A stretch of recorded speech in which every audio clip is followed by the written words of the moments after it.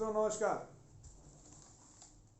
जैसा कि आप सब जानते होंगे कि दिल्ली के मंगोलपुर में एक मनु शर्मा की कुछ जमनी संस्कृति वालों ने हत्या कर दी। उसको दौड़ा के 20-25-30 लोगों की संख्या में लोगों ने दौड़ा के उसको मारा, उसके घर के दरवाजे के सामने मारा। और इसको पूरी तरह से पॉलिश करने का न किसी राजनीतिक दल की प्रतिक्रिया नहीं आई, किसी की भावनाएं नहीं आहत हुई, किसी को गंगा जमुनी संस्कृति पे प्रहार नहीं लगा, किसी को सिराजे ये नाटक पे किसी को वो नहीं लगा कि ये किसी की हत्या हो गई है। अगर इसी की जगह मनु शर्मा की जगह किसी दानिश या कोई एक्सेट्रा एक्सेट्रा किसी की अगर मान लीजिए होनी नहीं चाहिए, अगर हत्या हुई होती तो अब तक अवार्ड वापसी gang, secular gang, Kanhaiya gang, Khalid gang, CAA gang, NRC gang, आंदोलन जीवी गैंग, ये सब अब तक सक्रिय हो गए होते। अब चूंकि वो आपकी दृष्टि में कोई वो जो आप अपने हिसाब से अपने राजनीतिक मतलब से कुछ सोच सकते हैं, लेकिन जो उनकी आसमानी किताब है उसमें न कोई ब्राह्मण है, न कोई क्षत्रिय है, न कोई यादव है, न कोई जाटव है, न कोई सिख है, न कोई, उनके लिए सब काफिर हैं। और ये शुद्ध रूप से सांप्रदायिकता के आधार पर हत्या हुई है। और चूंकि वो राम भक्त था इसलिए हत्या हुई है। अभी तमाम कुछ पुलिस ने कहा कि शायद किसी पार्टी में झगड़ा, पुलिस की अभी पहली जांच में अभी पहले उसमें पुलिस ने एक शंका जाहिर की है कि हो सकता है कि पार्टी में झगड़ा हो गई हो। तो अब सारे राजनीतिक दल दिल्ली पुलिस के बयान को मतलब कि पहले मतलब प्रथम एक उसको इतनी ज़्यादा गंभीरता से ले रहे हैं। यही राजनीतिक दल होते जो कभी दिल्ली सीएए एनआरसी पे दिल्ली की पुलिस की बात को नहीं मानते हैं। ये लोग जब पाकिस्तान में सर्जिकल स्ट्राइक हुई तो डीजीएमओ की बात नहीं मानते। कहते डीजीएमओ डायरेक्टर जनरल ऑपरेशन जो होता है, जो उसका डायरेक्टर होता है किसी युद्ध का या किसी योजना का, तो उसकी डीजीएमओ की बात नहीं मानते, रक्षा मंत्रालय की बात नहीं मानते, देश के प्रधानमंत्री की बात नहीं मानते। अभी चीन पे बयान रक्षा मंत्री ने दिया तो उसकी बात नहीं मानेंगे, लेकिन इस विषय पे दिल्ली पुलिस की पूरी बात मान रहे हैं। अभी जो पीछे 26 जनवरी को जो बवाल कटा था उसमें दिल्ली पुलिस की बात नहीं मान रहे हैं, लेकिन इसमें जबकि दिल्ली पुलिस ने ऐसा कहीं क्लियर कट नहीं कहा है कि उनको लगा कि चूंकि लड़का पार्टी में गया था इस नाते उन्होंने शंका जाहिर की कि शायद हो सकता है कि पार्टी में झगड़े की वजह से। लेकिन लड़के के भाई, उसके परिवार वाले सारे बता रहे हैं कि मारा गया है सिर्फ सांप्रदायिक आधार पे। और कुछ दिन पहले वहाँ राम मंदिर के लिए चंदा भी चुरा रहा था तो उसके लिए भी उसको धमकी मिली थी।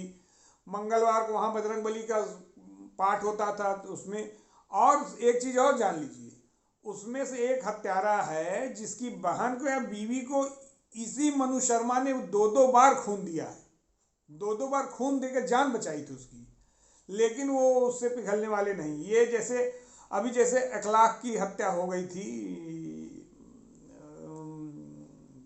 आपके उसमें उत्तर प्रदेश के दादरी में 1 लाख की हत्या हो गई थी। दिल्ली से केजरीवाल, कांग्रेस पार्टी, मतलब वो उत्तर प्रदेश में दिल्ली का वहां से भाग के बंबई से तमाम राजनीतिक दल कहां से आ गए थे, क्योंकि मरने वाला 1 लाख था, मुसलमान था। उसके सुरक्षा में उसकी तरफ से तमाम राजनीतिक दल, केजरीवाल, कांग्रेस पार्टी, तमाम लोग आ गए थे। गुजरात में इशरत जहां जिसकी इंटेलिजेंस इनपुट थी, इशरत जहां और तमाम उसके साथ और कौन कौन थे मारे गए थे, जाहिद, और खैर उनके साथ इशरत जहाँ के साथ 4-5 आतंकी मारे गए थे और वो वहाँ से सब चल दिए पूरे गुजरात में धरना प्रदर्शन करने आतंकियों के समर्थन में, इंटेलिजेंस इनपुट के आधार पर कि भाई वो आतंकी हैं और तत्कालीन चीफ मिनिस्टर और वर्तमान प्रधानमंत्री को मारने की योजना बना। उस पर तमाम बवाल काटा क्योंकि वो आतंकी मुसलमान। कश्मीर में 4.5 लाख हिंदू निकाल दिए गए, मारे गए, काटे गए, उस पर ये सब कभी नहीं बोलते हैं। एक पहलू खान जो गौ तस्कर जिसके उसकी मॉब लिंचिंग हो गई थी, पब्लिक ने उसको गौ तस्करी में पकड़ा था और मारा था, तो उसको उसमें तमाम बवाल मचाया कि अब तो देश रहने लायक नहीं रह गया है, मुसलमानों के लिए सुरक्षित नहीं है, असहिष्णुता है और तमाम ये है वो है। ये अपने सुविधा के अनुसार बयानों को भी, ये प्रधानमंत्री की बात नहीं मानते, रक्षा मंत्री की बात नहीं मानते, गृह मंत्री की बात नहीं मानते, उत्तर प्रदेश पुलिस की बात नहीं मानते, दिल्ली पुलिस की बात नहीं मानते। लेकिन इस मामले में दिल्ली पुलिस का दिल्ली पुलिस थ्योरी असदुद्दीन ओवैसी वाला जो कभी भारत सरकार की किसी भी संस्था को मानते ही नहीं है, भारत सरकार की किसी भी संस्था को वो नहीं, वो सीबीआई तक को झूठ बोलेंगे सब पे।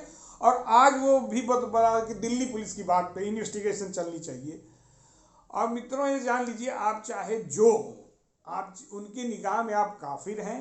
आप और ये पुलिस की थ्योरी, ये इसमें चाहे जो इन्वेस्टिगेशन हो, जिस अब क्या उनका तरीका होता नहीं जब मालूम मुझे कैसे तक कर, लेकिन ये शुद्ध हम लोग भी आँख कान सामाजिक खोल के चलने वाले सामाजिक व्यक्ति हैं।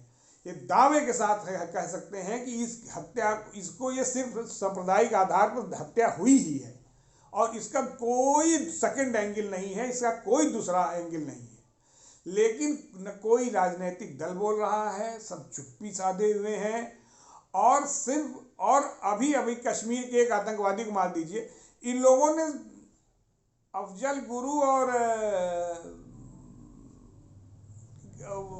याकूब मेमन के कोर्ट के फैसले को जुडिशियल कस्टडी में, जुडिशियल हत्या मतलब न्यायिक हत्या का दे दिया। रात में ताला खुलवाने लगे सुप्रीम कोर्ट का।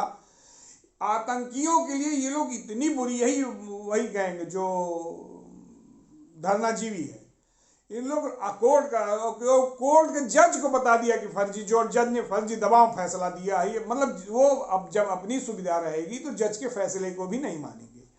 और अब अपने एंगल से चूंकि मारा गया व्यक्ति हिंदू है, इसलिए अब ये बताना है दिल्ली पुलिस बहुत सही कह रही है, दिल्ली पुलिस का जो पहला स्टेटमेंट है वो सही है। मित्रों इसको समझिए कि इन लोगों को अगर पहचाने नहीं तो पूरे देश को कश्मीर बना देंगे। पश्चिम बंगाल में आए दिन हिंदुओं की हत्या होती है, रोज कोई ऐसा दिन नहीं होता जिस दिन हिंदुओं की हत्या ना हो, लेकिन किसी के कलेजे पे किसी को दर्द नहीं होता। एक आतंकी मुसलमान अगर मारा जाए, पार्लियामेंट हमले का दोषी मारा जाए, उसकी जुडिशियल आदेश के बाद उसको फांसी पर लटकाई, तो इनका इतनी पीड़ा होती है इन मोमबत्ती गैंग को कि समझ में नहीं आता। और हिंदू मार दिया गया, जैसे हिंदू भेड़ बकरी से भी ज़्यादा उसकी स्थिति खराब है। हमारा मित्रों निवेदन है, इन बहरूपियों को पहचानिए और अगर आप संगठित नहीं रहे तो इसी तरह बारी बारी सब मारे जाएंगे। ये मेरा कहना है कि बारी बारी सबका नंबर आएगा अगर संगठित नहीं रहे, क्योंकि आप ब्राह्मण होंगे, यादव होंगे, कुर्मी होंगे, पटेल होंगे, क्षत्रिय होंगे, जाटव होंगे, लेकिन उनकी निगाह में आप आसमानी किताब में आप काफिर हैं और काफिर ही रहेंगे। इस बात को आप ध्यान दीजिएगा। धन्यवाद मित्रों।